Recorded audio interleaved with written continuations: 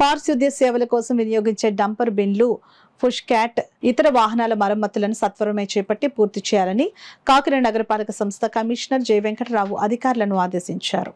గురువారం ఆయన బొంతకుంటలోని వెహికల్ యార్డును సందర్శించారు. వాహనాలను శుభ్రం చేసేందుకు ఏర్పాటు చేసిన ర్యాంపును పరిశీలించారు. వాహనాల పనితీరుపై ఆరా తీశారు. ఈ సందర్భంగా కమిషనర్ మాట్లాడుతూ సీజనల్ వ్యాధుల నేపథ్యంలో మెరుగైన పారిశుద్ధ్య సేవలు అందించాల్సిన అవసరం ఎంతో ఉందని అన్నారు. ఇందుకోసం పారిశుద్ధ్య సేవలకు వినియోగించే వాహనాలు, ఇతర పరికరాలు పూర్తి కండిషన్లో పెట్టాల్సిన అవసరం ఉందని అన్నారు. ఆ మేరకు అంచనాలకు రూపొందించి పనులు వేగవంతం చేయాలని ఆదేశించారు.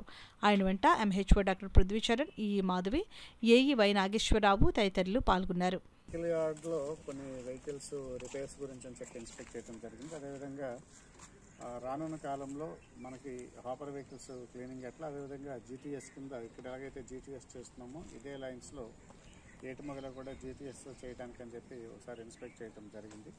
అదేవిధంగా ఏదైతే మన డంపర్ బిన్స్ ఉన్నాయో డంపర్ బిన్స్ రిపేర్స్ కూడా స్టేటస్ కూడా ఒకసారి చెక్ చేసి వీలైనంత ఎర్లీగా మిగతా డంపర్ బిన్స్ అన్ని కూడా క్లియర్ చేయించి వాటిని సర్వీస్లో పెట్టడానికి అని చెప్పి ఈరోజు ఇన్స్ట్రక్షన్స్ కూడా ఇవ్వడం జరిగింది. అదేవిధంగా మనకి ఏదైతే బ్రషింగ్ లారీ పెద్దది ఉందో దాన్ని కూడా ఇన్స్పెక్ట్ జరుగుతాయి. దానికి చక్కని రిపేర్స్ ఉన్నాయి. ఆ రిపేర్స్ కూడా క్లియర్ చేసి రెగ్యులర్గా మన ఏదైతే రోడ్స్ ఉన్నాయో రోడ్స్ క్లీనింగ్ కానీ 14 డేస్లో వాటిని కూడా ప్రెస్ చేయడం జరుగుతుంది.